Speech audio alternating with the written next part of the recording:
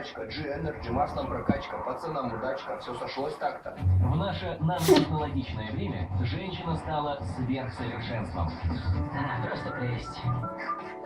Стреляет, как пич.